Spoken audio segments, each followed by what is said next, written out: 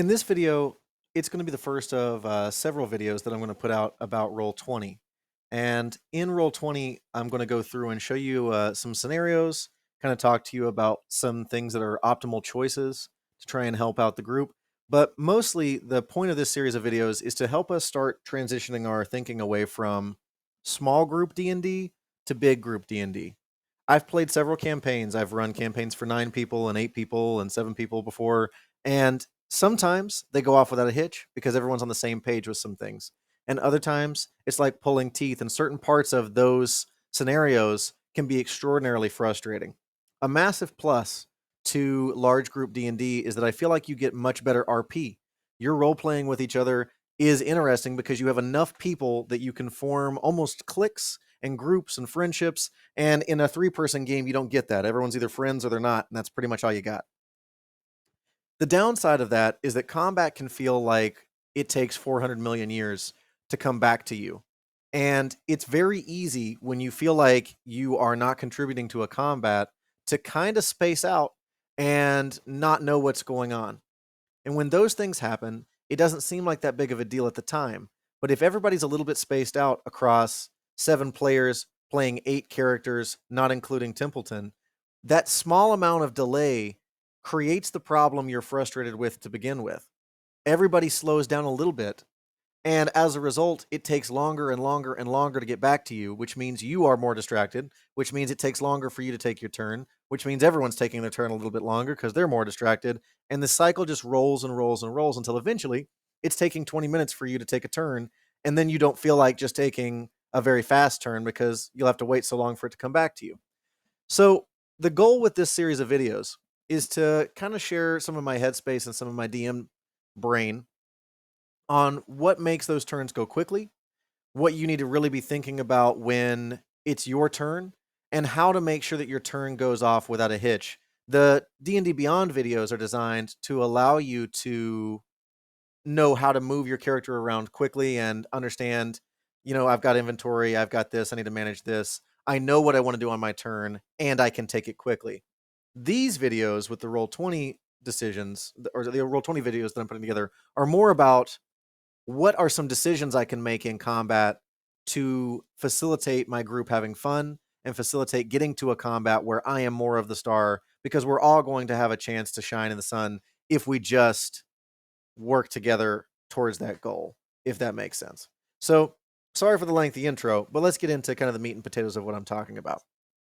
The first thing that I am noticing when I talk to you guys is I think that, without having played with you for years and years, I think that there's a wide variety of experience when it comes to D&D amongst our players.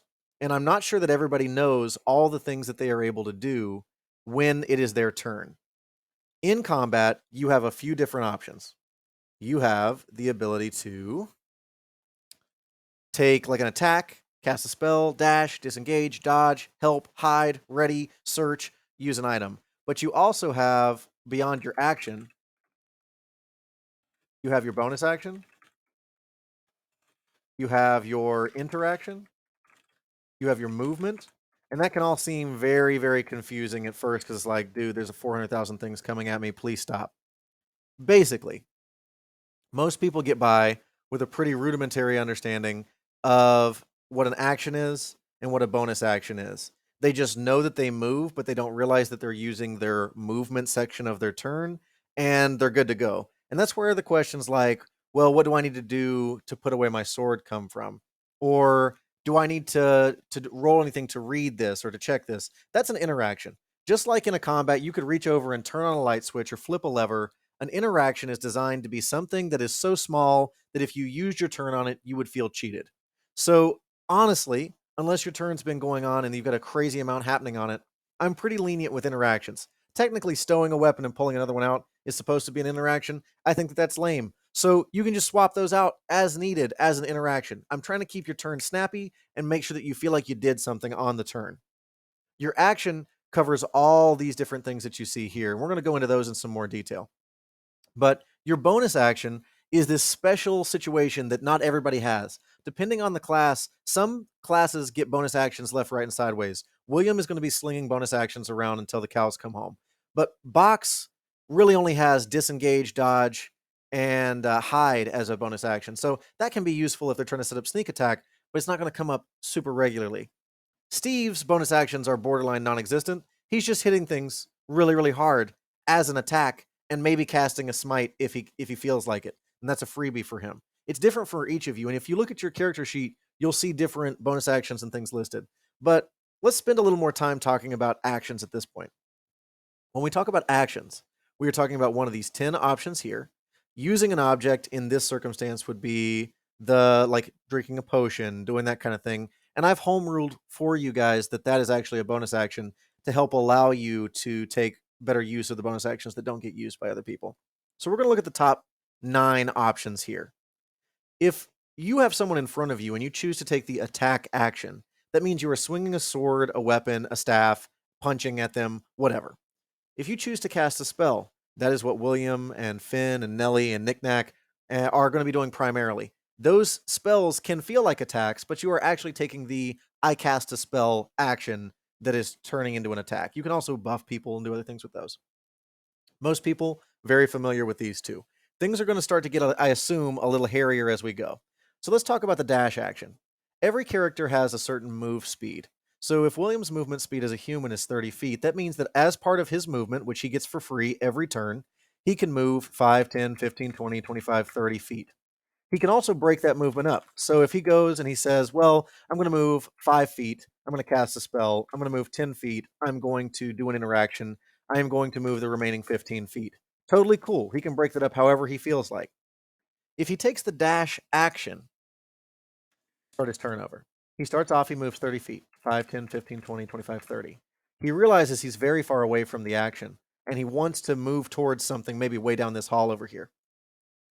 So he says, I would like to take the dash action.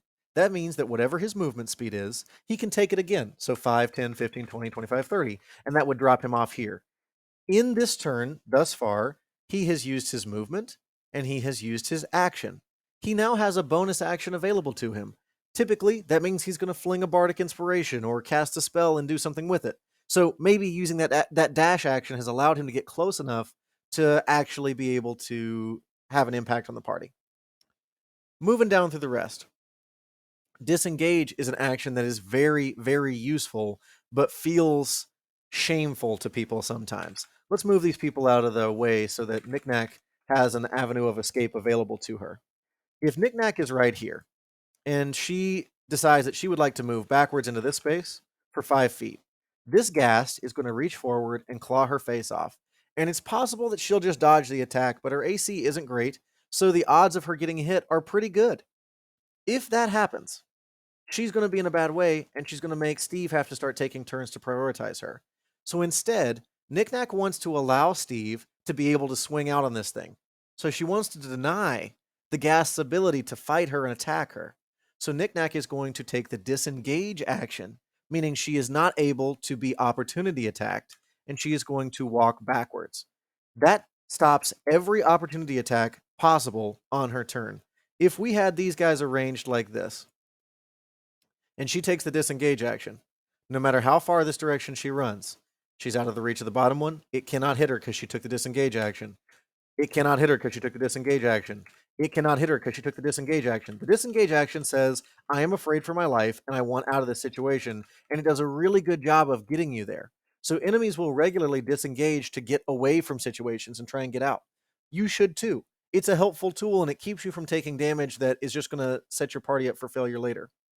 The dodge action is kind of like the disengage action, except you're spending your whole turn to just juke. You're hoping to God that the thing in front of you doesn't hit you because you know you can't outrun it.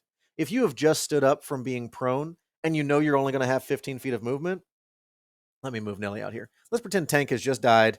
He's been brought back to life by Finn with Healing Word, and he has to stand up and spend half of his movement. All he's going to be able to do is move 15 feet as part of his movement. So he can either take the dash action to run the remaining 30 feet he's got now, or if he's here, let's say 5, 10, 15, he can take the dodge action. He would want to do that because he believes that this ghast is going to walk right up the hallway and swing at him again. Dodge action means I have to roll disadvantage on any attacks to hit a creature that has taken the dodge action. It is very, very powerful. It cuts the odds of you being hit in half. I strongly encourage you to take the dodge action if you're not sure what to do on your turn. It is never a bad call. The help action allows you to give assistance to someone near you. If Nellie is over here, she's out of spell slots and she's feeling useless. She can choose to take the help action to help someone within 5 feet of her on her turn. That can be to help someone if, we imagine another scenario. We're trying to lift a gate. She can go up and assist a strong character in lifting the gate. But from back here, where she's unable to do as much as she'd like to, she can say, Tank, I'm going to try and help you on the next turn. If you swing, you have my help.